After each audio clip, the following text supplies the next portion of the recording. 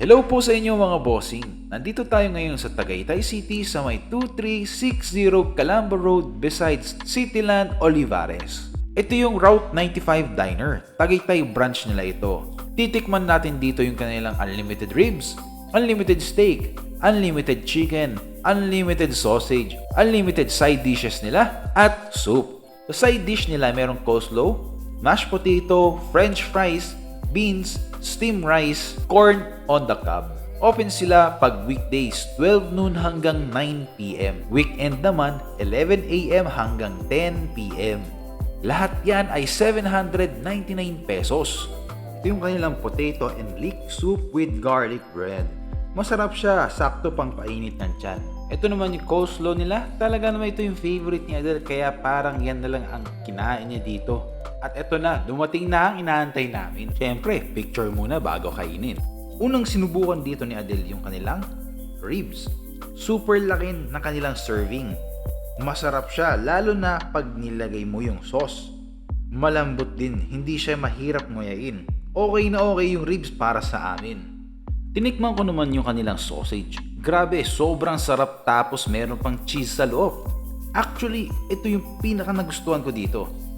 Juicy, medyo may pagka-peppery, sakto lang yung alat niya. Super sarap talaga niya para sa akin. Next natin itry yung kanilang fried chicken. Ang pinaka-paborito ko, manok. Kahit buong araw, no problem. Yung fried chicken nila, medyo may pagkahawig ng lasa sa Max Chicken. Masarap siya, sakto lang yung alat.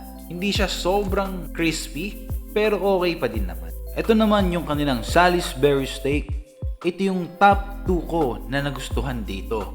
Talaga nga namang quality yung beef nila. Yung sauce ng steak okay din. Pagkakaluto nila okay din.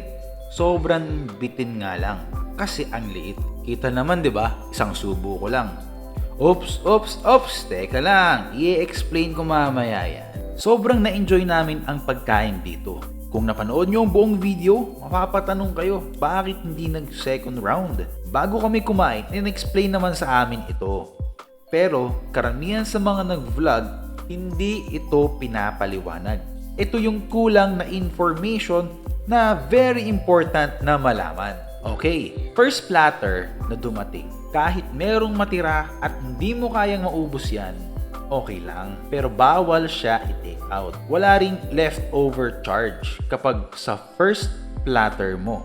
Ngayon, kung ikaw ay kagaya ko na gustong tikman muna lahat, tapos tsaka mag-o-order ulit ng mapiling pagkain na gusto mo, bawal yun. Example, naubos mo na yung first platter mo tapos sausage lang yung trip mong i-order or Salisbury steak lang, bawal yun.